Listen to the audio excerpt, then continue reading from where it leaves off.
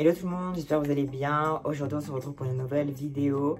Dernière vidéo peut-être de 2025, je ne sais pas. Ça va être une vidéo, on va parler du premier Raw sur Netflix le 6 janvier. Le fameux show qui va ressembler à WrestleMania d'après les rumeurs. Bon, c'est ce qu'on verra. Ce que je vais faire dans cette vidéo, c'est que je vais parler de ce show en pronostiquant les 3 seuls matchs annoncés, en parlant des rumeurs qu'il y a autour de ce show. J'ai pas toutes les rumeurs, mais les rumeurs qui m'intéressent moi personnellement.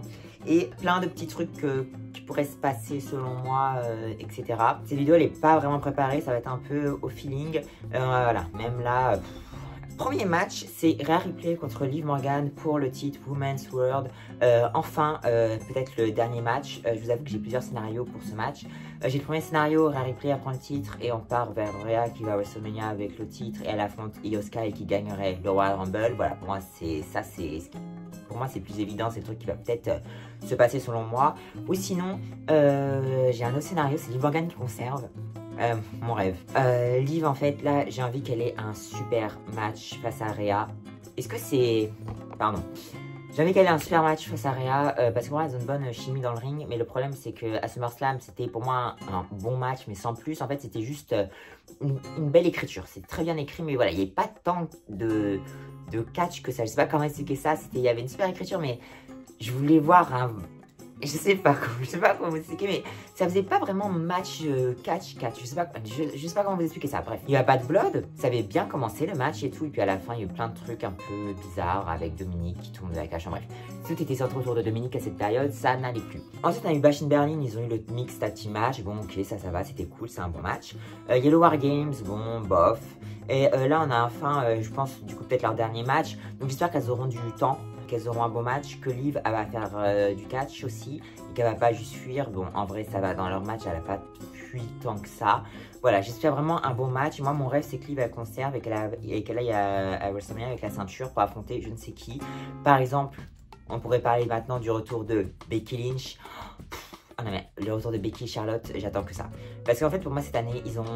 Comment expliquer ça? Dans la division féminine, ils ont testé plein de trucs. Ils ont mis Liv championne, ils ont mis Nia Jax championne. Ils ont fait plein de trucs, plein de nouveautés. Ils ont mis Bianca, Io et tout. Plein de top stars dans la division tag team. Dans la division tag, elle a monté en niveau, c'était vraiment cool à voir. Donc ils ont laissé les titres mondiaux sur des catcheuses qui n'avaient vraiment jamais vraiment eu l'opportunité d'avoir un gros règne comme là. Par exemple Nia Jax qui pour moi elle a un super règne de championne de la WWE. Il faut juste qu'elle le perde bientôt sa ceinture. Bon je vais en parler après. Liv Morgan pour moi c'est un règne, c'est pas exceptionnel en fait, mais pour moi c'est pas sa faute du tout. Enfin je veux dire on lui laisserait du temps pour affronter certaines catcheuses, ça serait mieux. Donc par exemple elle aurait affronté Lyra Valkyria pour le titre juste après qu'elle ait battu Becky Lynch dans le Steel Cage par exemple à Clash at the Castle. Elles auraient eu un match de 13 minutes, 14 minutes, ça aurait été super. Enfin voilà, au bout d'un moment, on lui a donné plein de fois Rhea, mais c'était tout le temps, c'est bizarre leur match. On a donné Zelina, c'était un bon match. On lui a donné Io Sky, elles n'ont pas eu assez de temps selon moi. C'était un bon match, mais sans plus parce qu'elles n'ont pas eu assez de temps. Mais ça se voyait qu'elles pouvaient faire plein de choses dans le ring, c'était vraiment super cool à voir. Enfin voilà, pour moi, juste il faut laisser Liv un peu catcher dans le ring, ça serait vraiment cool. Je trouve que c'est vraiment amélioré cette année, que ce soit dans le ring, bon, avec ce qu'on a pu voir, et également au niveau des promos. Donc moi, Liv elle conserve et ensuite du coup pour moi, pourquoi pas elle affronte à WrestleMania Becky Lynch. Bon, c'est pas exceptionnel, mais voilà, je pense qu'en réalité Rhea va conserver sa ceinture et elle va partir vers Io Sky et je pense qu'on va enchaîner en réalité Liv Morgan contre Becky Lynch. Je sais pas vers quoi, je sais pas vers où, mais en attendant WrestleMania, je vois pas le programme aller jusqu'à WrestleMania parce que je vois bien Becky Lynch contre Lyra Valkyria pour le titre intercontinental, mais je vois aussi bien Becky Lynch, Liv Morgan, Rhea Ripley pour le titre à WrestleMania. Enfin, je vois plein de petits trucs. On va voir ce qui va se passer.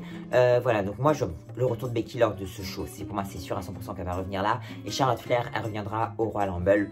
Et elle le gagnera. Et puis voilà, tout sera beau. Elle va affronter Tiffany Stratton pour la ceinture de championne de la WWE. Et Io Sky gagnera le Chamber. Bref, voilà. Concernant ce match, j'espère que ça sera juste un bon match in-ring.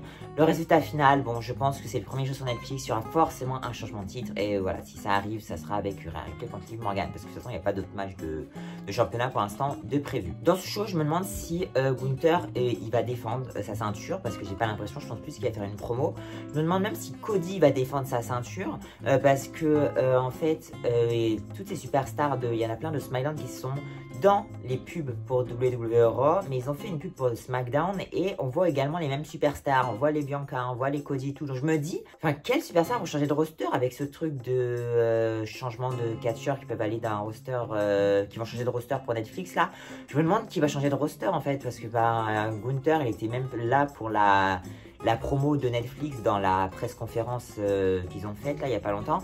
C'était Gunther qui était présenté en tant que champion du monde, en mode il va être le champion de Netflix quoi, le champion d'Europe pour Netflix. Enfin, vous voyez, je ne vois pas en fait les catcheurs qui vont changer de roster. Je n'imagine pas. Il y a une rumeur qui est sortie il y a quelques jours là, ou il y a quelques heures, je ne sais même plus, avec Alpha Academy, American Mate pardon, qui va aller à SmackDown. Bon, enfin, s'il n'y a qu'un clan qui change de roster, enfin voilà quoi. Moi je voyais Bianca aller à Raw, je voyais Bayley. Bayley pour moi c'est sûr elle va à Raw, elle a plus rien à faire à SmackDown.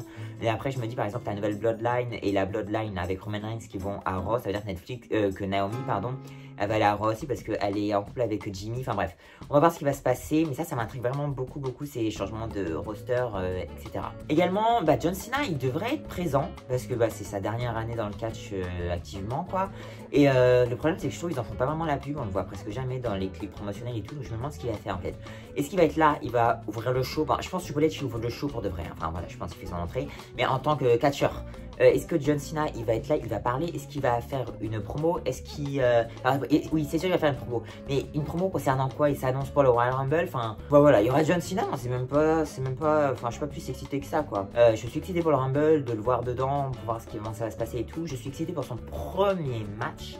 Parce que je pense que là, il s'est entraîné. Parce que je pense pour Austin Theory, il s'était entraîné, mais pas... Enfin, voilà, il n'a pas eu le temps de faire...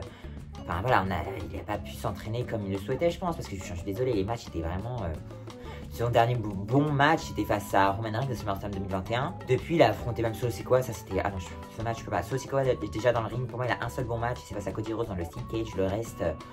on va en parler, il va affronter Roman Reigns. Bon, je sais même pas si ça va être un bon match. Bref, on verra. On va parler maintenant de Roman Reigns contre Solo Sikoa, comme je viens d'en parler. J'espère un bon match en fait, parce que c'est un tribal combat là. En fait, le problème de cette style plus, c'est que pour moi, ça me donne envie de voir plein d'objets, un peu un machin de disqualification avec des tables, avec des candlesticks et tout. Sauf en fait, la construction de ces matchs, c'est juste qu'il y aura des interventions à un moment. Des fois, il y a une table de sortie, il y a quelques candles, mais c'est sans plus quoi. Pour moi, c'est un peu fade cette stipulation, je suis pas super fan. Roman Reigns, je me suis tapé des matchs de lui pendant la pandémie. Oh là là.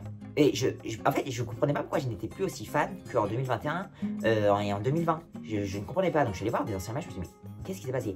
C'était rapide et tout. Là, je trouve ces matchs, voilà, face à Cody Rhodes, cette année à WrestleMania, pour moi, c'est un des matchs de l'année et tout. Mais je veux dire, il a changé encore un peu son in-ring. C'est un peu plus lent, etc. Et même tous ces matchs-là que Triple H, il nous met, les tag teams dans Main Event de Bad Blood, là, ce genre de match, je regarde en direct, je suis même pas bien concentré dessus. Et je les regarde jamais en replay, alors je suis quelqu'un qui regarde beaucoup de replay. Je ne me retape jamais ce genre de match parce que ça ne m'intéresse pas du tout. Donc là, j'espère que voilà, c'est son premier 1v1 depuis Cody à WrestleMania. J'espère que ça va être un bon combat, que ça va être un peu rythmé et tout, quoi. Parce que j'espère que déjà qu'ils n'auront pas, 25 minutes, qu'ils auront un peu moins pour que ça soit un peu, enfin, voilà, un peu de rythme, quoi. Autre moment que j'aimerais bien que, ce qui se passe en fait dans ce show, c'est le cash-in de Madame Tiffany Stratton. Parce que déjà, ça fait un moment qu'elle a cette manette et qu'elle se la rivalité avec Nia Jax et ça commence un peu à tirer, quoi. Donc, pour moi, toute cette histoire est super. Donc, si ils peuvent la faire cash-in au premier Raw sur Netflix, ça serait super. Parce que pour moi, Nia Jax, comme j'ai dit, pour moi, elle a un super règne. Enfin, super, voilà, elle a un bon règne. Ça faisait longtemps que j'avais pas aimé un règne de championne comme ça. Sauf que là, elle a plus personne. Les autres babyface, elles sont toutes occupées à faire toute autre chose. Donc pour moi, là, elle doit perdre la ceinture parce que voilà, il n'y a plus rien pour elle, à part si Charlotte a fait son retour. Mais voilà, Charlotte, Nia Jax, ou ça, on va pas faire ça à WrestleMania.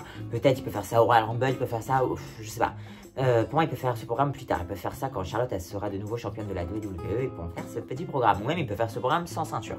Mais bon, Queen contre Queen. Moi, je veux la ceinture personnellement.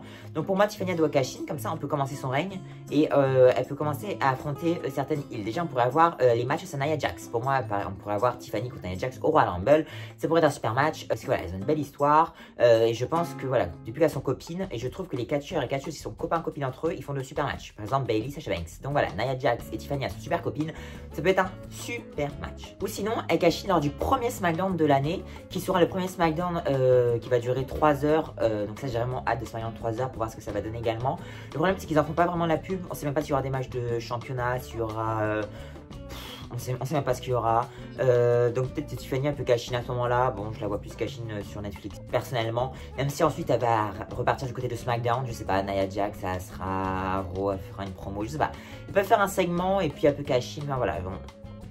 Je sais pas. Je suis pas écrivain, ils écrivent eux-mêmes. Avant de parler du main event, on pourrait peut-être avoir le retour de The Rock. Ça me hype pas. J'adore The Rock, j'ai adoré ce qui s'est passé pour la route de WrestleMania 40. À partir du moment où il est devenu heel, hein, bien sûr, là, à partir de ce moment-là, j'ai adoré. Mais en fait, voilà, là, il a déjà fait son retour à Bad Blood, j'étais un petit peu hype et il n'y a rien eu par la suite. Donc là, il va faire son retour sur Netflix. Bon, une apparition et voilà, j'aimerais bien que ça raconte quelque chose de plus, aussi quoi, qu'il le rejoint, je sais pas, bon, je sais pas si ça me plaît même ça et cette histoire me plaît, mais voilà, un petit truc qui se passe et on va parler du main event. Alors ça, et je pose mes petites notes en mes notes, il y a 4 tirés. Seth Rollins contre CM Punk, oh là là, mais je suis tellement content qu'on ait ce match. Maintenant, je pense que ça va être une trilogie qui va se terminer à WrestleMania, selon moi c'est ça. Il y a plein de rumeurs de CM Punk contre Roman Reigns, moi les rumeurs je m'en fous. En fait, j'y croyais un peu aux rumeurs, tout ce qui concerne autour de tout ce qui parlait de Roman Reigns en fait. Pour WrestleMania en mode il va affronter Cody, il va affronter The Rock, ça me stressait. Parce que je n'en pouvais plus de sortir le champion, je voulais un nouveau champion de la WWE. Là, les rumeurs, mais je m'en fous. Je regarde juste les shows depuis plusieurs mois. Je regarde les shows, je me pose même pas trop de questions. Je fais même pas trop de vidéos et tout. Enfin, je regarde les shows, ça me plaît pas. Bref, je regarde. Et je suis pas tant déçu que ça qu'avant. Parce qu'avant, j'étais beaucoup déçu parce que je m'attendais à des trucs et je me dis, il va peut-être se passer ça, mais ça se passait autre chose. Du coup, j'étais un peu déçu. Mais enfin, voilà, c'était mes envies. Enfin, forcément, eux, ils n'avaient pas les mêmes envies, les bookers, etc. Et là, qu'ils fassent un gros match CM Punk, Seth Rollins, lors du premier Raw sur Netflix, mais j'attends mais que ça en fait. Ça va être un super match. On pourra avoir un autre match ensuite à Elimination Chamber et un dernier match à WrestleMania. Et ça pourrait être une super trilogie. L'histoire est super, la rivalité est déjà super. Enfin. J'ai trop hâte de ce main event. J'hésite à regarder le show en direct, je sais pas parce que j'ai cours quand même le lendemain et tout. Et le mardi, c'est une grosse journée. Donc si je suis fatigué, ça va pas être possible. Mais bon, j'ai trop hâte de ce match. Enfin, non mais si un peu que cette minutes, enfin, on a le match. Je vois bien les gagnants affronter Gunther au Royal Rumble et devenir champion World Heavyweight. Et pourquoi pas faire un match à WrestleMania pour le titre de champion World Heavyweight. Du coup, on pourrait pas avoir le deuxième match au Chamber, mais avoir le deuxième match à WrestleMania. Et le troisième match se finir ailleurs. Non, je sais pas ce qu'il pourrait faire avec le titre de champion World Heavyweight en fait. Non, je sais pas. Je n'arrive pas à imaginer la rivalité. Donc je vais laisser Triple H et ses copains écrire. Voilà, c'est parce que je n'arrive pas à imaginer en fait. Du coup voilà, c'est la fin de cette vidéo. N'hésitez pas à me dire en commentaire ce que vous voulez voir sur le premier épisode de Raw sur Netflix. Et pourquoi pas le premier épisode de SmackDown aussi parce qu'ils en parlent pas. Mais bon voilà, c'est quand même... de base c'est mon show préféré, c'est SmackDown. Donc là Raw ça va redevenir important. J'ai un petit peu hâte de ça. N'hésitez pas à liker, commenter, partager, abonnez-vous. J'espère qu'en 2025 je ferai un peu plus de vidéos. Parce que bon, c'est pas que ça me manque mais... Voilà, j'aimais bien faire des vidéos où je parle un peu de catch, mais là, voilà, bon, je poste même plus grand chose sur Twitter. Je regarde vraiment dans mon coin en ce moment. Donc, bah, moi, je dis bye à une prochaine vidéo. Bye!